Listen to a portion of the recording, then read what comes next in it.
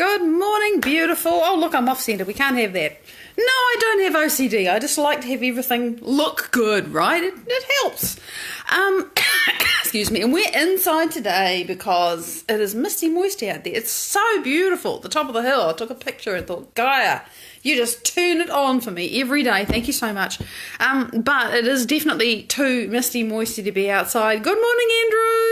So we're inside with the rocks and there is no problem with that. Look, we have a magic wand today. This, of course, is selenite. Hasn't been on for ages, but today it said, I'm coming on. So I always argue with myself about which is the termination of this, and I think it's this end, because that looks like an end and it's got little sparkly bits on it, which is so lovely. And this end looks more like it's been broken, so I'd say, Selenite, by the way, grows really quickly. It's not an old crystal. I don't know if there's a huge cave that someone's found in Chile, and Sheree, I thought it was you. Hello. And there are massive, like, organ pipe and bigger pieces of selenite in there, and you can only be in there for a little while because it's like 60 degrees, and if you stay in there, you'll cook. It's very easy to get disoriented and, dangerous place, but oh my God, it's so beautiful. Good morning, Heather. And there's selenite in there, and the geologists have done the estimations and said that it's only maybe taken 60 years for some of those crystals to grow. That's a very fast growing crystal. So that's all I know about selenite. But this is a magic wand today. Alicia, good morning. Hello. Jocelyn, it's you. Oh, whoa, it's lovely to see you and greet you and enjoy the replay, honey, because that's the point, The energy that we share now, and you'll notice this, is just the same as the energy that we share later. It's quantum. In and out of time, we are together. So another little rock. This is a bit like a hedgehog. It's an amethyst flower, right? And it's very sparkly because I've got the lights on up there because it's too dark to not have the lights on. You wouldn't see anything. Abigail, good morning. So here it is, this little amethyst flower, and it's spirit quartz, because it's the little points. Gee, I'm really articulate this morning. But there it is. It's so sparkly, and let's enjoy. We forget about the base that everything stands upon, but look at the layers. Everything's in layers. It grows on something. It doesn't come from nowhere. So there you go. Beauty, and beauty is timeless. And there's just got to be beauty because it elevates us. It helps us get our attention off whatever else is going on and focus on something good. And today I want to answer a question that a friend of mine is exploring, if you like. She didn't exactly say talk about this question, but I decided to. And it's the question of letting go, and particularly in the context of somebody who has transitioned to the other side of the veil. Good morning, Julian. But can equally apply to the end of a relationship or any significant loss. Even, like the end of a career or a significant injury that changes what you can do in your life and can't do, and all of that stuff. All of those things where there is a bookend, there's a before and there's an after, and we get stuck before the bookend. Just can't let go of whoever or whatever it was that went away, right? That situation. So, yes, you could say I'm talking about grief, but I think, it's interesting. I can feel all the emotion coming into the field now as I talk about it. Whoa! What a subject for a Friday. Okay, I'm going to launch straight into this. In the context of people leaving this plane, this is what I feel to be true. And I just, it's so beautiful. And I listened to this this is the only channeled source of information that I ever listened to, right? Honestly, it's the only one that resonates with me, and it's Cryon, KRYON.com, if you want to find Cryon. And earlier, a month or so ago, I just got this real push to listen to all of the Cryon channelings since COVID-19 hit. Because it's like, that was a bookend, right? Before COVID-19, after COVID-19.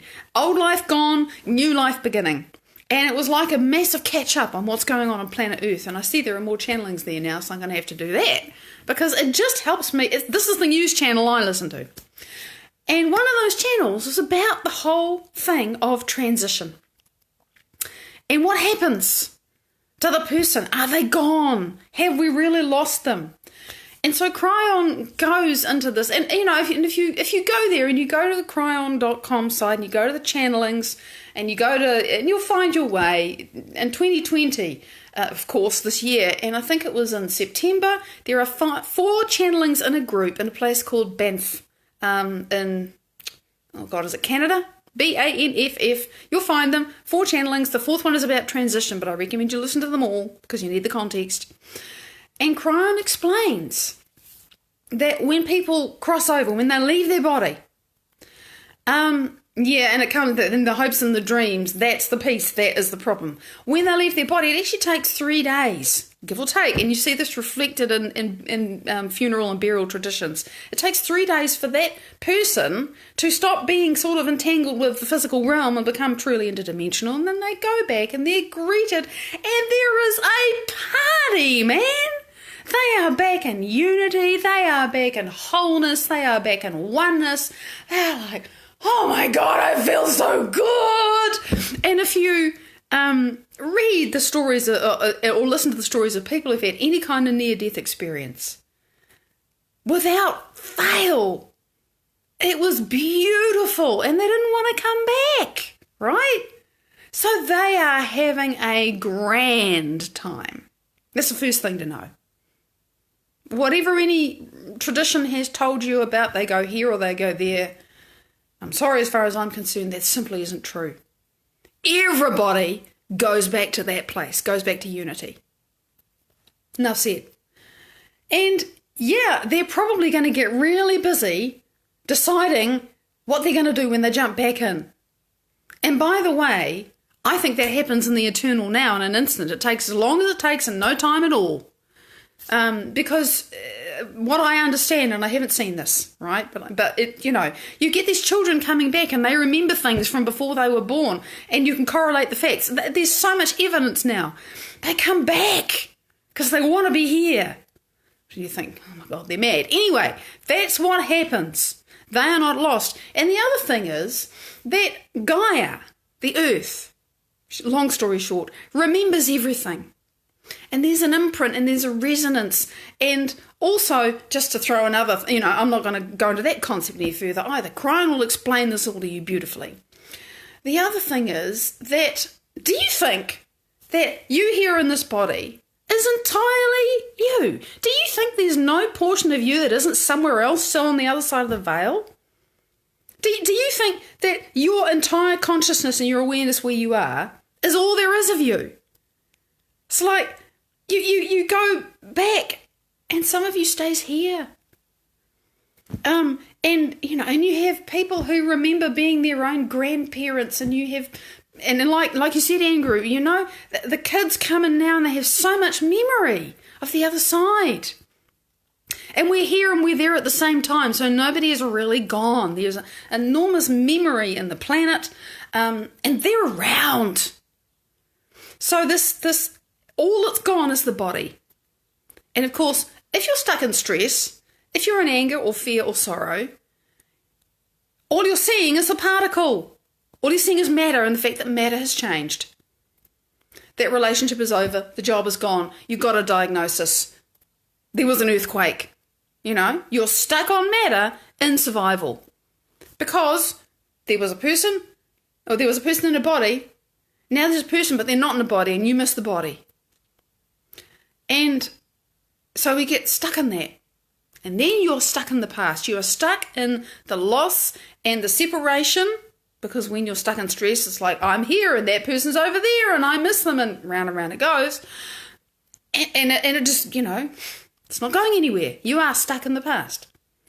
So that person's probably really busy coming back, making a choice. They might even come in as your grandchild, or who knows, that theory, whatever.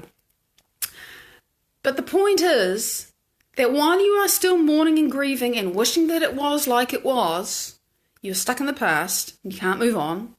And also because you're stuck on the material things, you can't connect with the resonance and the vibration and the memory of that person. And here's the piece that I remember. Cryon is saying, this person is in bliss. They're in unity. And they're looking at you and they're saying, wow, they're still mourning me.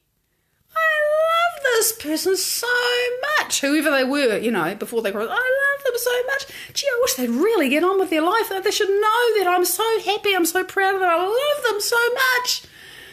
Do you think they'd want you to get on with your life? Do you think they'd be delighted to see you getting on with your life? So, that's the message truncated, and there's a whole chunks of it that I've missed out because I don't remember it. But, that's what happens when somebody transitions. They don't die. They just transition. They go to another state, and they're generally very quick to come back.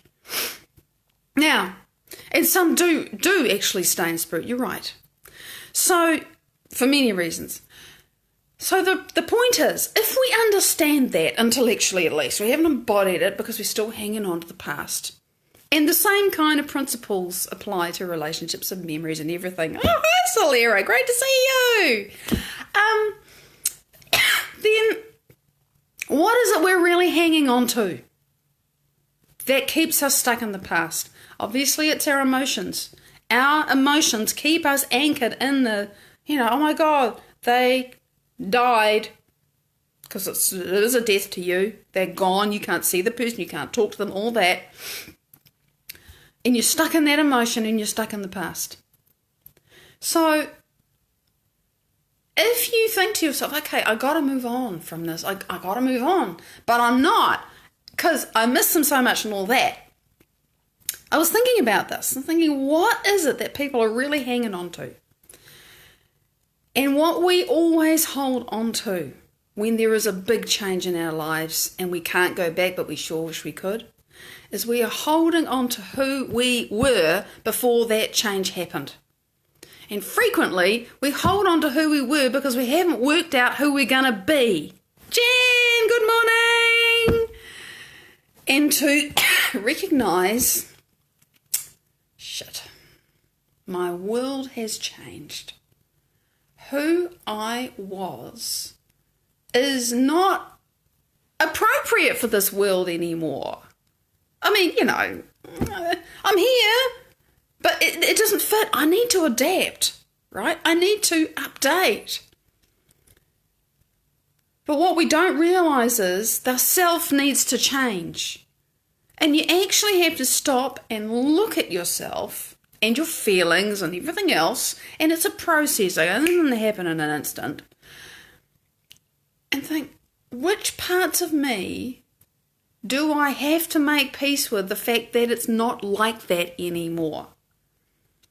And I mean, I know that it's not like that, but I just want it to be like that. I'm trying so hard to make who I was into who I am now, and it doesn't fit anymore because there's a big chunk of my life that's changed. So actually, can I have the courage and the sheer determination and blood, sweat and tears and guts sometimes to face that fact?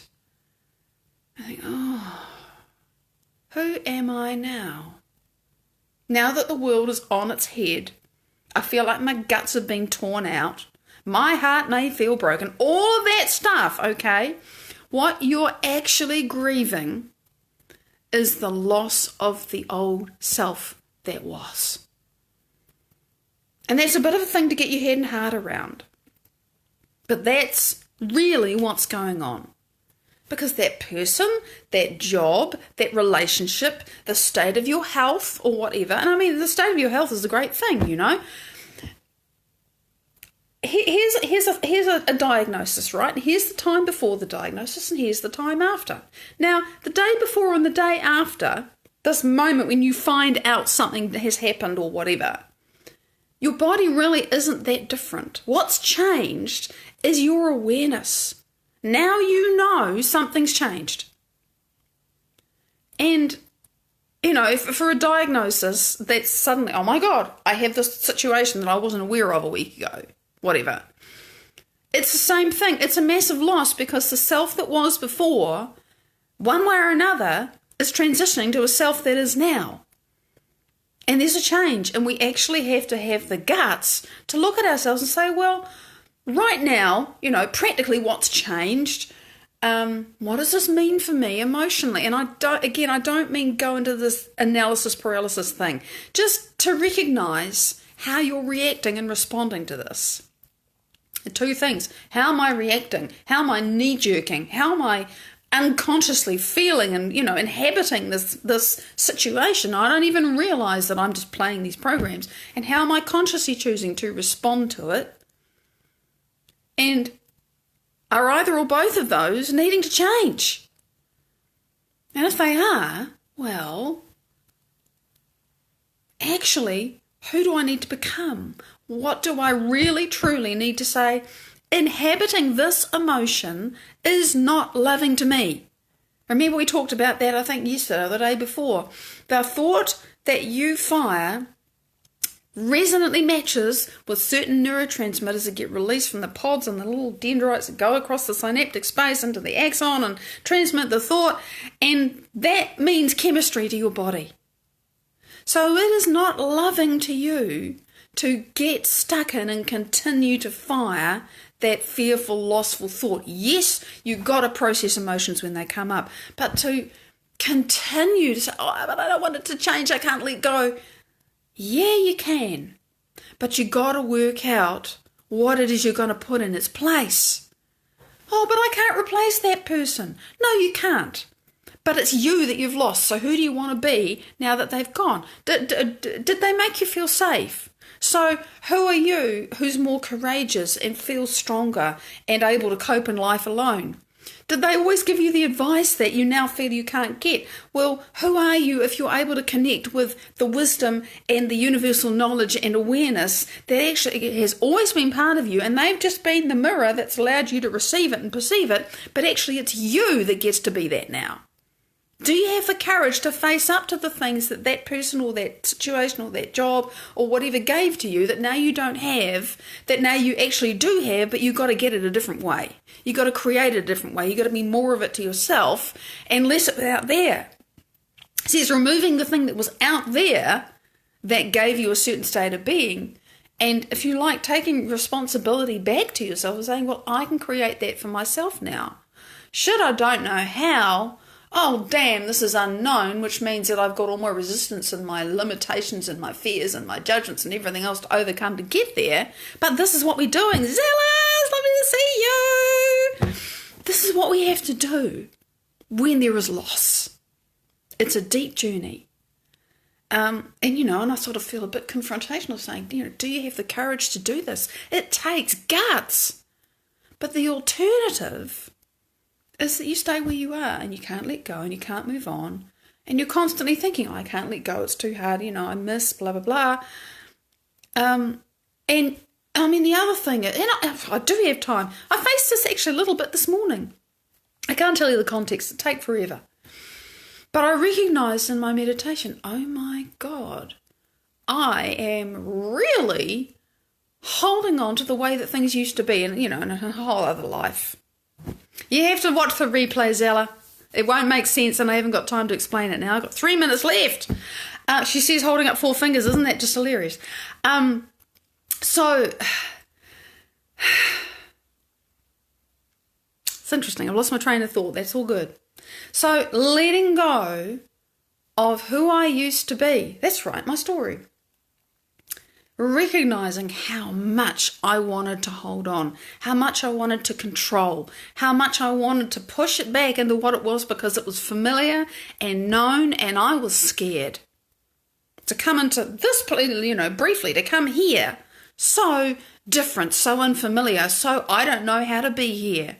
It's taken me 50 years, more or less, to really get even decent at being human. It takes courage to go into a new life from an old one when you've lost someone or something. Isn't that hilarious, Abigail? Maybe you should just tell them to start watching. Maybe that's what they're feeling and not understanding. That's hilarious. Whatever. That's just is odd. So, letting go of someone who has transitioned to the other side of the veil, letting go of a relationship very, very similar, might as well be a death or a transition. Letting go of a job, letting go of a state of being, you've had a diagnosis, something big has changed. And, a diagnosis is the same, but it's also different because, as we know, we are our own epigenetic masters and we have the ability to change that. And really, you have the same ability to change the fact that for your whole life you relied upon some person for love and support and wisdom and guidance, and you have the ability, epigenetically, to change that too. Because you think your body doesn't believe and know and behave like somebody who doesn't know how to do all and be that. But you can become someone who knows how to do and all and be that and feel competent and confident and able to connect and empowered and all of that. You see, it's all about who you're becoming and who you're choosing to be. And when you have a big transition like that, a big change in your life, it just takes guts and courage to decide who you're going to be and however you do it to move into that. So, that is what I wanted to rave about this Friday. It's a meaty topic. Our topics seem to get juicier and juicier as we go, which is great. I love meeting these things. Thank you so much for sharing with me. Very much love. Enjoy the resonant replays over the weekend, and I will see you on Sunday, Monday. Bye-bye.